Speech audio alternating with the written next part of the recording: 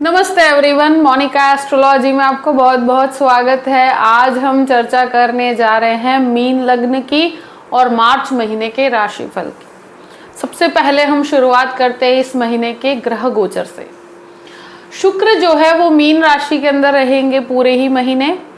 बुध जो है वो पूरे ही महीने मीन राशि के अंदर स्थित रहेंगे। सूर्य 14 मार्च को मीन राशि में प्रवेश करने जा रहे हैं। मंगल मिथुन राशि में रहेंगे और नीचस्थ अवस्था की तरफ प्रयाण करते हुए कर्क राशि की तरफ जा रहे हैं। शनि जो है वो 29 मार्च को परिवर्तन करेंगे। बुध का वक्री भ्रमण होगा इस महीने, जो एक बहुत इंपॉर्टेंट ट्रांजिट रहेगा।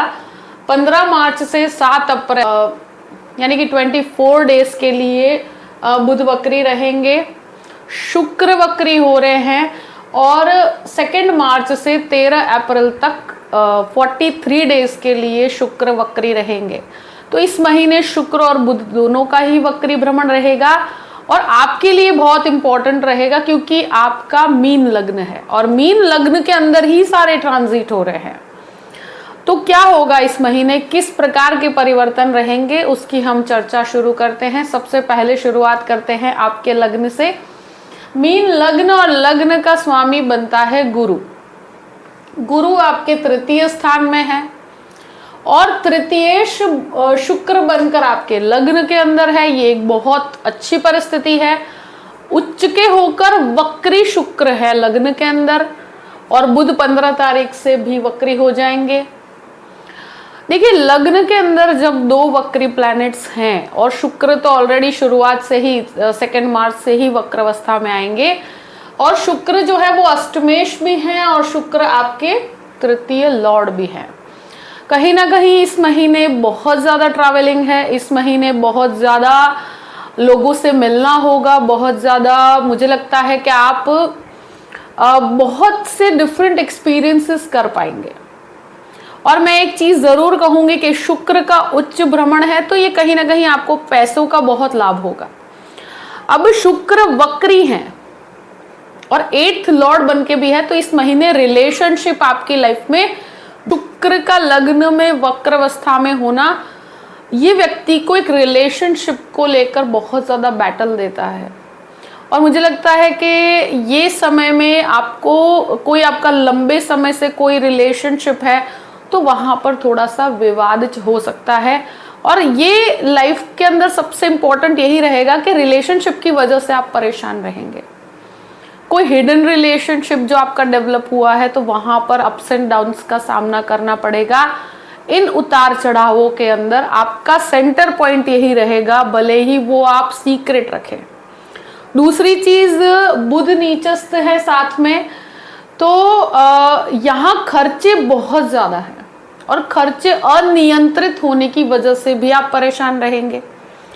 कुछ रिलेशनशिप के पीछे आपने बहुत ज्यादा एक्सपेंस करेंगे तो ये आपके लिए थोड़ा सा आपके पैसों का बैलेंस बिगाड़ सकता है। तो ये सारी ही परिस्थितियां इस महीने हाईलाइट पे रहेगी क्योंकि आप सेंटर ऑफ अट्रैक्शन रहेंगे, क्योंकि आप सेंटर में रहेंगे।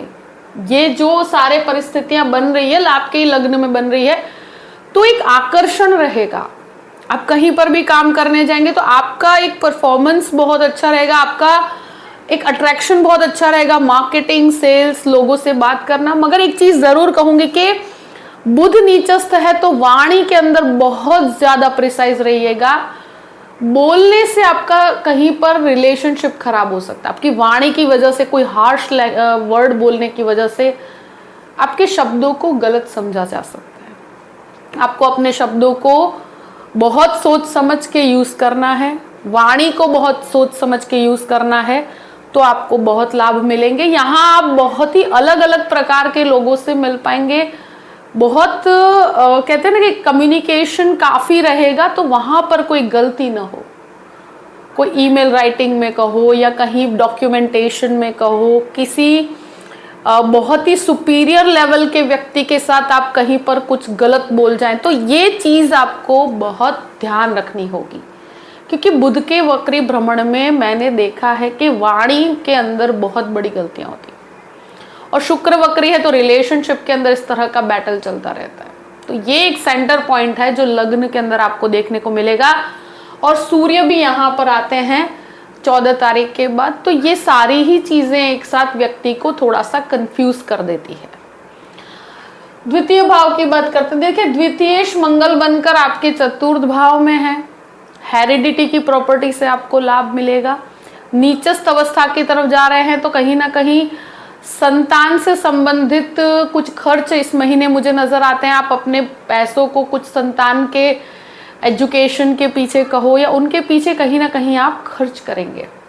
दूसरी चीज मैं जरूर कहूंगी कि यहाँ पर मुझे लगता है कि सेविंग्स के अंदर कहीं ना कहीं बढ़ोतरी होती हुई नजर आती है, मगर खर्चे वैसे के वैसे बने रहेंगे। तो थोड़ा खर्चों को आप कैलकुलेट करके रखिएगा, क्योंकि यहाँ व्यक्ति बहुत ज्यादा ओवर एक्सपेंडिचर की तरफ चला जाता है। तो ये चीज इस महीने की एक बहुत इंपॉर्टेंट हाईलाइट पॉइंट रहेगा। अब बात करते हैं तृतीय भाव की। तृतीयेश लग्न में है, वक्र अवस्था में है। देखिए ट्रैवलिंग में मुझे लगता है कि कहीं ना कहीं कंफर्ट जो है उसके साथ आप कॉम्प्रोमाइज नहीं करेंगे, और जो भी ट्रैवलिंग होगा वहां पर कुछ जैसे कहीं टिकट्स को लेकर या कहीं आपकी बुकिंग्स को लेकर थोड़ा अप एंड डाउन हो सकता है, तो उसको 2 से 3 बार चेक कीजिएगा, रिकंसीडर कीजिएगा हर चीज को, क्योंकि ये चीजें होती है। कंफर्ट में कमी आने पर यहाँ पर प्रॉब्लम्स क्रिएट होती है। और गुरु यहाँ होने की वजह से आप बहुत ज्यादा लोगों से मिलेंगे, बहुत ज्यादा ट्रैवल करेंगे, और बिजनेस के अंदर आपको बहुत अच्छे लाभ होते हुए मुझे नजर आते हैं। चतुर्थ भाव की बात करते हैं। देखिए चतुर्थेश लग्न में है, नीचस्थ भी है, वक्री भी है। मंगल यहाँ पर नीचस्थ अवस्था की तरफ जा रहे हैं। ये चतुर्थ भाव प्रॉपर्टी का होता है। मुझे लगता है कि जो परिस्थितियां यहाँ पर नजर आती हैं, प्रॉपर्टी अगर खरीदते हैं तो डॉक्यूमेंटेशन 2 से 3 बार चेक कीजिएगा। कौन सी प्रॉपर्टी ले रहे हैं उसको आप थोड़ा इवैल्यूएट कीजिएगा कि सही है या नहीं है, कि मुझे डॉक्यूमेंटेशन में थोड़ा सा मिस्टेक होता हुआ नजर आता है। कहीं ना कहीं ये चीजें देखनी है। बाकी मंगल यहाँ पर भ्रमण करते हैं तो आप प्रॉपर्टी ले सकते हैं, कोई इशू नहीं, मगर आपको उसका डॉक्यूमेंट बहुत प्रिसाइज रखना होगा। और स्पेशली 15 तारीख के बाद अगर कोई प्रॉपर्टी ले रहे हैं तो वहाँ डॉक्यूमेंटेशन को बहुत 2 से 3 बार चेक करना है, अपने खुद से चेक करना है, किसी पर भरोसा नहीं करना है। कंस्ट्रक्शन के पीछे कुछ एक्सपेंस हो सकता है, इस प्रकार के खर्चे आपके यहाँ बने रहेंगे।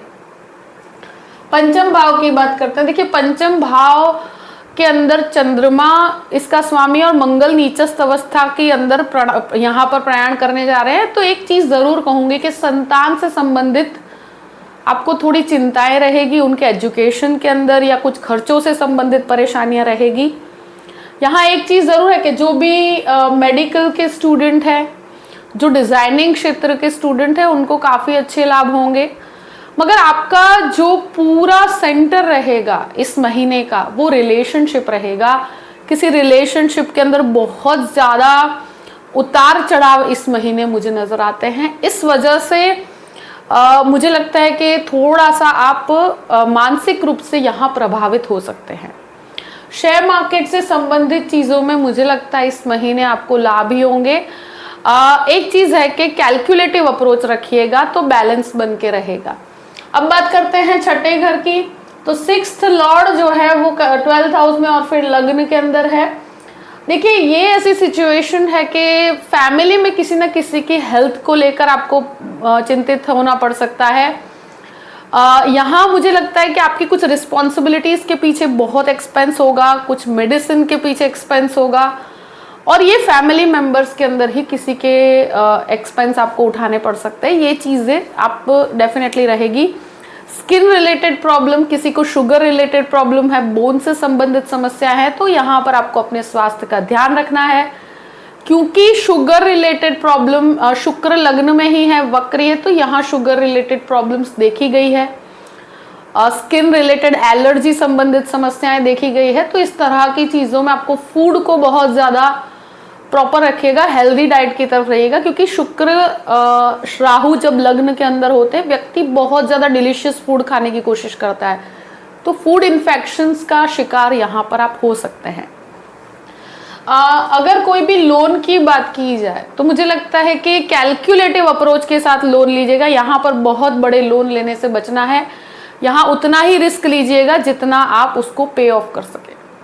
अब बात करते हैं आपके 7th हाउस की। 7th लॉर्ड जो है आपके लग्न के अंदर नीचस्थ भी हैं और वक्री भी हैं। तो ये अवस्था में गृहस्थ जीवन थोड़ा सा विवादित हो सकता है। गृहस्थ जीवन में मुझे लगता है कि कहीं ना कहीं थर्ड पर्सन की वजह से विवाद हो सकता है।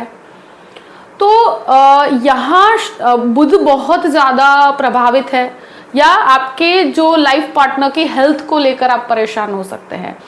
ये दो चीज़ें इस महीने बहुत प्रभावित करेंगी आपको। और कहीं ना कहीं अगर मैरिड पर्सन है तो यहाँ पर आपके रिलेशनशिप में मुझे लगता है कि कोई ना कोई तीसरे व्यक्ति की वजह से झगड़े होंगे, या रिलेशनशिप में कहीं पर भी एक्स्ट्रा मैरिटल अफेयर से संबंधित कोई प्रॉब्लम्स क्रिएट होगी। तो इस तरह की अगर कोई समस्या है तो आप एक उतार चढ़ाव अपने गृहस्थ जीवन में देख पाएंगे। अगर कहीं पर ऐसा कोई रिलेशनशिप नहीं है तो भी आपके समय न देने पर, कोई संबंध को यानी कि पति पत्नी के बीच में समय न देने पर यहाँ पर विवाद होगा। आप बहुत ज़्यादा वर्कोहॉलिक रहेंगे, बहुत ज़्यादा करियर ओरिएंटेड रहेंगे, तो वहाँ पर भी इस तरह के विवाद हो सकते हैं।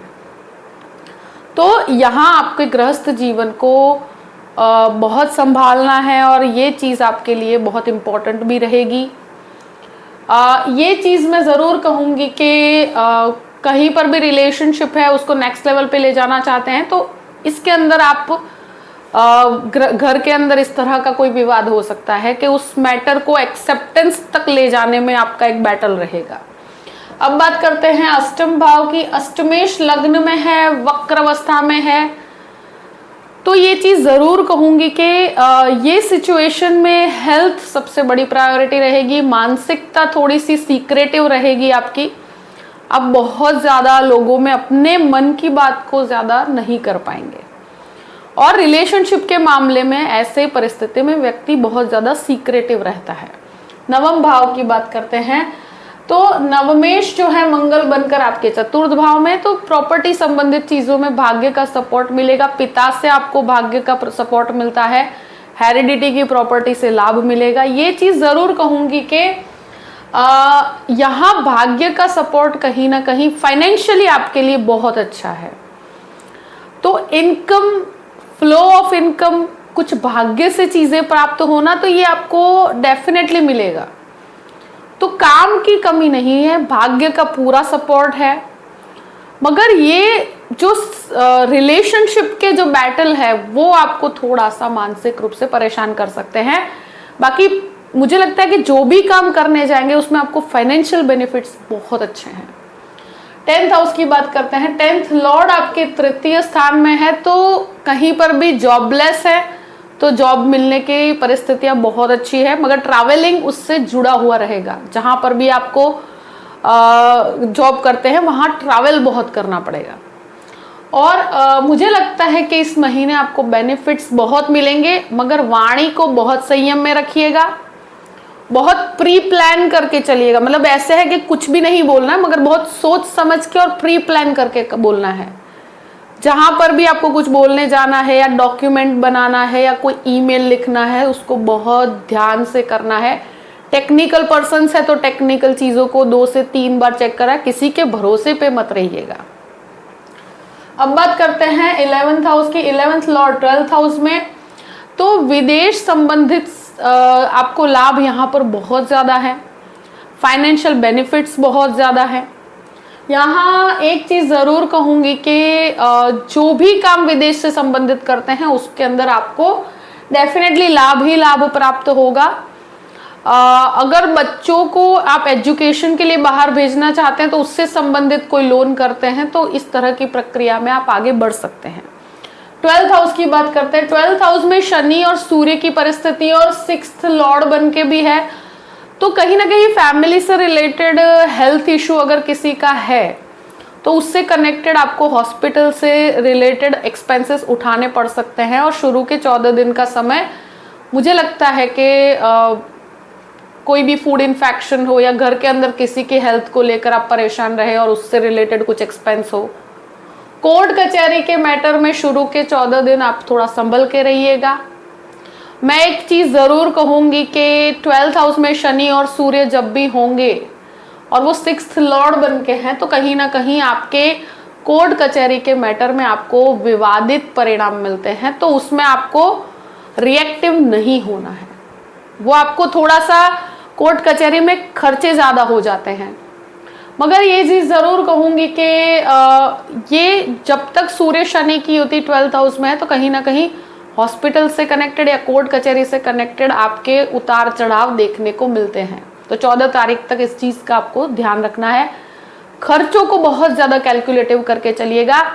ये महीना देखिए फाइनेंशियली तो अच्छा है, मगर कुछ रिस्पॉन्सिबिलिटीज रहेगी, कुछ खर्चे ऐसे बने रहेंगे जो फैमिली से रिलेटेड हो, हेल्थ को लेकर या फैमिली मेंबर्स की हेल्थ को लेकर, रिलेशनशिप के अंदर उतार चढ़ाव, इस तरह की परिस्थितियां आप देखने को मिलेगी। और ये कंफ्यूजन जो है वो आपके महीने पूरे महीने बना रहेगा कि इस परिस्थिति में अब क्या किया जाए। तो इस कंफ्यूजन में मुझे लगता है किसी की सलाह लीजिए या बहुत संयम रखिएगा अपनी वाणी पर और अपने थॉट्स को बहुत कंट्रोल करके रखिएगा, तो आपके लिए बेहतर रहेगा। जो भी परिस्थिति है मैंने आपके सामने रख दी है। आई होप कि ये वीडियो आपको पसंद आया होगा। पसंद आया हो तो लाइक भी कीजिएगा और सब्सक्राइब भी कीजिएगा। अगर आप मुझसे कंसल्टेशन लेना चाहते हैं तो डिस्क्रिप्शन बॉक्स में मैंने अपना नंबर दिया हुआ है और दिए गए नंबर पर आप व्हाट्सएप कर सकते हैं। जो भी परिस्थिति होगी मैं आपको बेस्ट सलाह देने की कोशिश करूंगी। अगर वीडियो पसंद आता है तो लाइक भी कीजिएगा और सब्सक्राइब भी कीजिएगा। Thank you so much. जय श्री कृष्ण।